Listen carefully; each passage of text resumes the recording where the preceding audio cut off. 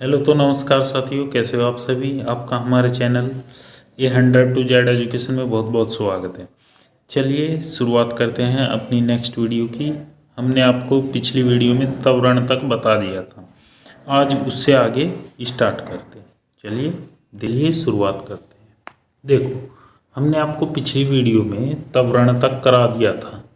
इससे आगे जो आते हैं गति के समीकरण आते हैं जो न्यूटन साहब ने दिए थे। चलिए शुरुआत करते हैं। गति के 3 समीकरण हैं। गति के कितने समीकरण हैं? 3 समीकरण हैं। इनको हम न्यूटन के गति के समीकरण भी कहते हैं। ठीक है, अब तक आपको देखो, मैंने पिछली वीडियो में आपको बताया था हम v से अंतिम वेग को दर्शाते हैं, u से प्रारंभिक वेग को दर्शाते हैं, s से हम विस्थापन को दर्शाएंगे या दूरी मान लो। ठीक है, t समय होता है। कोई दिक्कत? आगे बढ़ जाए। देखो, 3 समीकरण दिए थे जिसमें से पहला जो समीकरण है ये है v बराबर u प्लस ए टी। ये क्या है? एसिलेरेशन है, त्वरण है। ठीक है, t समय है। ये जो है प्रारंभिक वेग और अंतिम वेग के बीच में संबंध भी दिखाता है। ठीक, दूसरा समीकरण जो आता है s बराबर यू टी प्लस 1/2 a गुणा टी का स्क्वायर। स्क्वायर ऑफ टी का मतलब क्या है? टी का स्क्वायर, ए गुणा है। ठीक है, आगे चलते हैं। देखो तीसरे समीकरण की ओर। स्क्वायर ऑफ वी यानी कि वी का स्क्वायर बराबर होता है यू का स्क्वायर प्लस 2as। मैं आपको ये बता ही चुका हूँ, एस क्या है, ए क्या है, वी क्या है। चलो आगे एक चीज और देख लेते हैं। जो मुफ्त रूप से गिरते हुए पिंड, ये कौन से समीकरण थे? ये तो थे अगर कोई वस्तु जमीन पर चल रही है उसके लिए तीनों गति के समीकरण। ठीक है, अब जो है अगर कोई ऊपर से नीचे की ओर गिरता हुआ रहा उसके लिए भी तो कुछ होगा कि नहीं? वो भी तो गति कर रहा है, उसमें भी तो प्रारंभिक वेग है, स्थिति वो सॉरी उसमें प्रारंभिक वेग है, अंतिम वेग उसके अंदर भी है, त्वरण उसके अंदर भी पैदा हो रहा है। बस फर्क इतना है, पृथ्वी के त्वरण का मान पृथ्वी पर जो समतल रेखीय गति हम करते हैं उसमें त्वरण का मान बदल भी सकता है, लेकिन वो स्थिर त्वरण होता है जो ऊंचाई से गिरता है। ठीक है, देखो अब यहाँ सारे सेम रहने वाले हैं समीकरण, बस चेंजेस क्या होंगे? एस तो विस्थापित हो जाएगा एच से और ए विस्थापित हो जाएगा जी से। एच तो बदल जाएगा किस में? एच में, और ए किस में बदल जाएगा? ये बदल जाएगा जी में।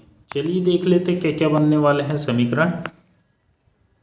देखो, पहला जो इक्वेशन बनेगा ये बनेगा v बराबर u प्लस ए टी।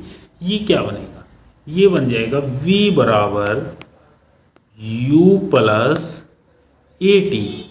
ए अभी हमने बताया किस में चेंज हो जाएगा? जी में, और जी क्या है? गुरुत्वीय त्वरण, जिसकी वैल्यू 9.8 मीटर प्रति सेकंड होती है, मीटर प्रति सेकंड स्क्वायर होती है। ठीक है, कोई दिक्कत? देखो 2a/टी का मतलब gt हो जाएगा, टी समय सेकंड में ही रहेगा। आगे देख लेते हैं। सेकंड जो इक्वेशन बैठेगी ये बैठेगी s जो है विस्थापित किससे होगा? h से। h बराबर जो हो जाएगा ये हो जाएगा u T plus 1/2 A T square है, तो ये हो जाएगा जी टी स्क्वायर। ठीक है, आगे देख लेते हैं तीसरा समीकरण और लास्ट। ये क्या हो जाएगा? ये हो जाएगा V square plus U square plus 2as 2gh हो जाएगा। ठीक है, कोई दिक्कत? ये या तो मुफ्त रूप से गिरते हुए पिंड के गति के समीकरण मान लो, इसको एक और नाम दे दिया जाता है ऊंचाई से गिरते हुए पिंड के गति के समीकरण भी इन्हीं को बोला जाता है। ठीक है, अच्छा चलिए आगे शुरुआत करते हैं। देखो अगला जो टॉपिक आता है ये आता है प्रक्षेप्य गति। प्रक्षेप्य गति क्या होती है? आपने कभी कभी देखा होगा, आप भाई किसी ने अगर मेले में जाके निशाना लगाया हो या कंचे खेले हो, कंचे जो कंचे होते हैं कांच के बने हुए गोलियां होती हैं वे खेले हो, या निशाना लगाया हो, तो होता क्या है दरअसल, हम निशाना तो लगाते कहीं और, लेकिन उसके नीचे जाकर लगता है वो पॉइंट जो हम किसी भी चीज़ के थ्रू थ्रो करके फेंकते हैं, वो उसके नीचे जाके लगता है या ऊपर जाके लगता है। ऐसा क्यों होता है वो हमें इस चीज़ में पता चले। देखो, प्रक्षेप्य गति इसी चीज़ को दिखाता है। जब कोई पिंड प्रारंभिक वेग से ऊपर की ओर फेंका जाता है तो वह वृत्ताकार पथ पर गति करता है। इस प्रकार की गति को प्रक्षेप्य गति कहते हैं। मतलब कहने का मतलब, अगर कोई पिंड हमने फेंक दिया तो वो गति किस प्रकार से करने वाला है ये देखो। फॉर एग्जाम्पल, यहां से हमने कोई ऐसे फेंक दिया चीज तो वो ऐसे गति करके यहाँ आ जाएगा। अब मुझे एक बात बताओ, हमने जो फेंका उसको ऐसे ऊपर की ओर फेंका, भाई ऐसा भी तो हो सकता था कि वो यहाँ से बाहर ही निकल जाए, वापस क्यों आया? ठीक है, वो इससे अगले चैप्टर जैसे ही हम गुरुत्वाकर्षण पढ़ाएंगे हम वहाँ आपको बताएंगे। ठीक है, निशाना सीधा क्यों नहीं लगता, या फिर ये जो नीचे को वापस घूम के क्यों आया। अब तो आपको ये ध्यान रखना है बस, ये घूम के जो आता है इसको प्रक्षेप्य गति कहते हैं। ठीक है, तो सीधा क्यों नहीं गया, इसकी भी एक वैल्यू होती है। अगर हम उस वैल्यू से ऊपर इसको फेंक देते तो ये सीधा बाहर निकल जाता, हमारे वायुमंडल से बाहर चला जाता, पृथ्वी से की कक्षा में चला जाता। ठीक है, जो आपने देखा होगा इस सैटेलाइट लॉन्च होते हैं, इनको उसी वेलोसिटी के हिसाब से फेंका जाता है ताकि ये पृथ्वी के गुरुत्वाकर्षण को तोड़ दें और पृथ्वी की कक्षा में चले जाए। ठीक है, बात समझ में आई? तो प्रक्षेप्य गति समझ में आ गई। आगे चलते हैं। देखो, अच्छा, अब प्रक्षेप्य में कुछ फॉर्मूले होते हैं। एक बार मैं शायद रेलवे का ही प्रीवियस ईयर पेपर था, उसके अंदर देख रहा था। उसके अंदर जो ये अधिकतम प्रक्षेप्य के अधिकतम प्रास जो है, वो सॉरी हाइट जो है, इसका फॉर्मूला दे के पूछ रखा था। इसमें न्यूमेरिकल था, इस पे भी न्यूमेरिकल था, फॉर्मूला नहीं था, न्यूमेरिकल था। ठीक है, इसलिए मैंने इनको डाले, वरना इनकी कोई आवश्यकता नहीं थी।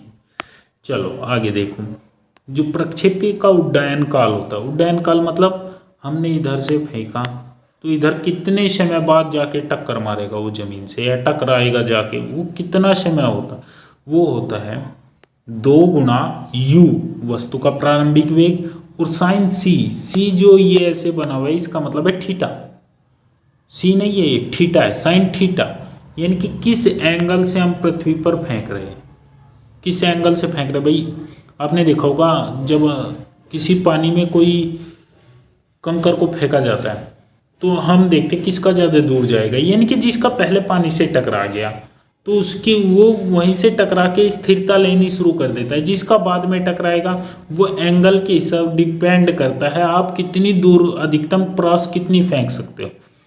ठीक है, अगर वो एंगल चेंज हो गया, अधिकतम दूरी तक फेंकने के लिए 45 डिग्री एंगल चाहिए, 45 डिग्री पर किसी भी चीज़ को आप थ्रो करते हो, फेंकते हो, तो अधिकतम दूर जाएगी, यानी कि जिसको बोलते हैं ना मैक्सिमम डिस्टेंस तक पहुंच जाएगी वो अपनी।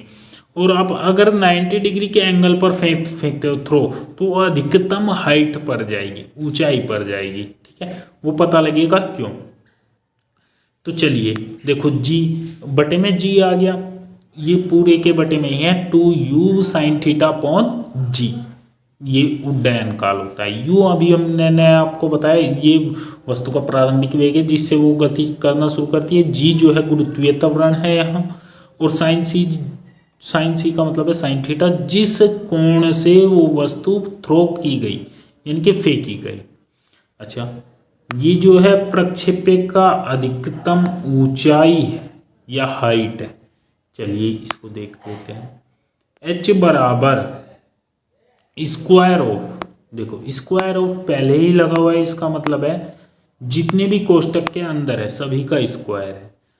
तो ये यू 2 बार आ रहा हुआ है, इसको काटने की कोशिश करेंगे हम पीडीएफ में, कट जाए तो, वरना आप सुधार लीजिएगा। देखो u जो है u का square plus into sine square theta बटे में 2g, ये फॉर्मूला है वास्तव में, यानी कि प्रारंभिक वेग का स्क्वायर इंटू साइन थीटा बटे में 2g, ये अधिकतम ऊंचाई का। अच्छा देखो यहाँ साइन थीटा की वैल्यू अगर 1 हो जाए तो हाइट अधिकतम होनी है कि नहीं? हाइट, अब साइन थीटा की वैल्यू 1 कब होती है? ट्रिग्नोमेट्री याद करो, जिसमें साइन 0 की वैल्यू 0, साइन 30 का मान 1/2, ये सिखाए गए थे। तो याद करो उसमें साइन 90 का मान कितना था? 1 था। तो यानी कि कोण कितना है? 90 डिग्री। अभी मैं आपको बताता, अगर किसी चीज़ को अधिकतम ऊंचाई पर फेंकनी हो तो उसे 90 डिग्री के कोण पर फेंकनी होगी। ठीक है, अच्छा चलिए आगे बता देते हैं फिर। प्रक्षेप्य की प्रास का मतलब होता है दूरी, कितनी दूर जाके गिरेगी ये, डिस्टेंस कितनी कवर होगी, ये डिपेंड करता है इस वाले फॉर्मूले पे। देखो ये बताता है आर बराबर, आर का मतलब है रेडियस, स्क्वायर ऑफ यू का स्क्वायर साइन 2 थीटा बटे में जी, साइन 2 थीटा बटे में जी। ठीक है, बात समझ में आई? अब देखो मेरी बात सुनो, मैं बता रहा था आपको, अगर 45 डिग्री अगर एंगल होगा तो अधिकतम दूरी तक भी जाके गिरेगी। 45 डिग्री का मान यहाँ रखो भाई, 45 रखा थीटा की जगह, तो 45 दूनी 90, साइन 45 दूनी 90, तो साइन 90 की वैल्यू 1 हो जाएगी, और 1 तो बचा क्या? यू स्क्वायर अपॉन जी बच गया, तो अधिकतम वैल्यू तो होनी है। ठीक है, आगे बढ़ जाएं। चलो देखो, इससे आगे आते हैं न्यूटन के गति के नियम। ये क्या थे? न्यूटन के गति के समीकरण, जो मैंने अभी इससे पिछली जो स्लाइड गई है उसमें आपको बताए थे न्यूटन के गति के समीकरण। देखो ये वाली स्लाइड, इसमें जो ये मैंने आपको बताए थे ये न्यूटन के गति के समीकरण थे। लेकिन ये क्या है यहाँ, ये क्या है? न्यूटन के गति के नियम। देखो पहली तो बात, न्यूटन ने 3 ही गति के समीकरण दिए थे और 3 ही गति के नियम दिए थे। इन्होंने जो पहली बार 1687 में इनकी एक पुस्तक थी प्रिंसिपिया, जिसमें इन्होंने इन्हें प्रतिपादित किया था। प्रथम नियम इनका क्या कहता है देख लेते हैं। देखो प्रथम नियम कहता है यदि किसी वस्तु को गति की अवस्था में, वह तब तक अपनी गति की अवस्था को बनाए रखेगी जब तक उस पर कोई बल नहीं लगाया जाता। जैसे भाई अगर कोई गाड़ी सड़क पर चलती हुई जा रही है और आप उसका अगर घर्षण, सड़क में घर्षण अवेलेबल ना हो, घर्षण जानते हो क्या होता है? घर्षण करता है रोकने का काम किसी भी चीज को।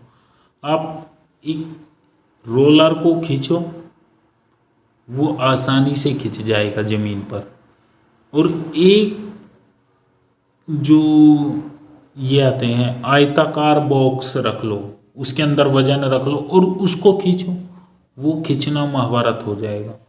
तो कहने का मतलब ये जो घर्षण होता है ये किसी भी चीज को रोकने का काम करता है। तो आयताकार बॉक्स क्यों खींचना महाभारत हो रहा था? क्योंकि उसमें जो है एरिया का मान बढ़ गया और घर्षण का मान एरिया पे बहुत ज़्यादा डिपेंडेड होता है। ठीक है, इसीलिए उसमें जो है घर्षण की वैल्यू इतनी हो जाती है, वो खींचता नहीं है।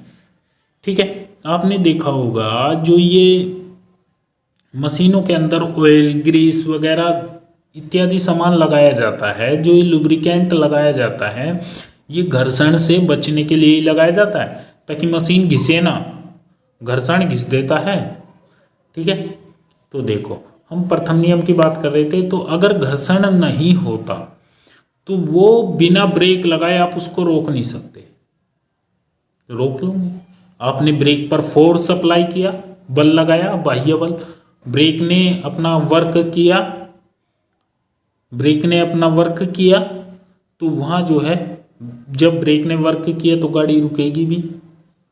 जाहिर सी बात है, ब्रेक और जो ब्रेक शू और जो हमारा रिम है उसके मध्य भी घर्षण ही काम करता है, तभी रुकेगी। ठीक है, मैं शुरुआत में जो जिस घर्षण की बात कर रहा था वो घर्षण था। चलिए आगे देख लेते हैं, घर्षण जैसे ही आगे चैप्टर आने वाला है इसके बाद वहां आपको बताएंगे। ठीक है, देखो इसलिए इसे जड़त्व का नियम भी कहते हैं। जड़त्व कैसे भाई? जड़त्व का मतलब क्या होता है? जड़त्व का मतलब होता है जो चीज जैसी है वैसी ही चलती जा रही है, रुक ही नहीं रही खुद ब खुद। ठीक है। अगर उसे रोक के छोड़ दी तो वो रुकी खड़ी है, तो वो एक जगह फिक्स है। जड़त्व का मतलब होता है इन फिक्स होना, ठीक है, एक जगह फिक्स होना। यह नियम बल की परिभाषा को परिभाषित करते हैं। देखो भाई, एक बात तो है, बल इसमें कार्य कर रहा तो निकल के आ रहा, तो इससे हमें पता लग रहा हाँ बल भी कुछ है कि नहीं। तो ये तो हमें कंफर्म हो गया, यह बल के नियम की परिभाषा को परिभाषित करता है। इससे बल की परिभाषा लिखी जा सकती है, ठीक है। तो इसीलिए, और एक बात और, ये जो है रेलवे में प्रीवियस ईयर में आप उठा के देख लेना, क्वेश्चन आया हुआ है, न्यूटन के कौन से नियम से बल की परिभाषा जो है परिभाषित की जा सकती है, लिखी जा सकती है, निकाली जा सकती है, कौन सी परिभाषा, कौन से नियम से बल की परिभाषा जो है बनाई जा सकती है, ठीक है। ये जो है खुद अपने आप में आया हुआ क्वेश्चन है, ठीक है। आगे देखते हैं इसके उदाहरण क्या क्या है, कहाँ कहाँ ये हमें जीवन में देखने के लिए मिलता है। देखो, पहला, गोली मारने से कांच में छिद्र होता है जबकि पत्थर मारने से वह टूट जाता है। अब ये कैसे है जी? अब गोली का वेग जो है इतना ज़्यादा होता है, जैसे ही गोली कांच को टच करती है, गोली ज़्यादा वेग होने की वजह से वो आर पार निकल जाती है। इतना जो है हमारा कांच जड़त्व की स्थिति में अवेलेबल था पूरा, इतना जो है कांच पूरा गति की अवस्था में आता है ना, इतना गोली आर पार निकल चुकी होती है, जिस कारण से गोली छिद्र बना देती है। लेकिन जब हम पत्थर मारते हैं, अब पत्थर की तो वेलोसिटी बहुत कम है कि नहीं भाई, जो उस पर हमने पत्थर मारा उसकी वेलोसिटी बहुत कम है, जिस कारण से पूरा का पूरा पत्थर भी जो है गति की अवस्था में आ जाता है और पत्थर मारने से कांच चटक जाता है, टूट जाता है। देखो, पेड़ की टहनी हिलाने पर फल टूट कर नीचे गिर जाता है, ये भी जड़त्व का ही कारण है। जड़त्व की वजह से ही जो है पेड़, भाई पके हुए फल जो है हमने हिलाई, वो टहनी से टूट के नीचे आ जाते हैं, ठीक है। क्योंकि जब वे अपनी जगह जो है रुकने का प्रयास करते हैं फल, लेकिन टहनी बहुत तेजी से वेलोसिटी के उसमें है, मुड़ में, तो जो है अब फोर्स लगेगा उसकी जो टहनी है और फल जिससे संपर्क कर रखा है बारीक टहनी, उस पर अब फोर्स की वैल्यू अगर ज़्यादा हुई वो डिपेंड करेगी वेलोसिटी पर। अब वेलोसिटी की अगर वैल्यू ज़्यादा हुई तो तुरंत टूट के नीचे आ जाएगा फल, ठीक है। तो चलिए इस वीडियो में बस यहीं तक रखते हैं, वीडियो को ज़्यादा लंबी ना करते हुए मिलते हैं नेक्स्ट वीडियो में।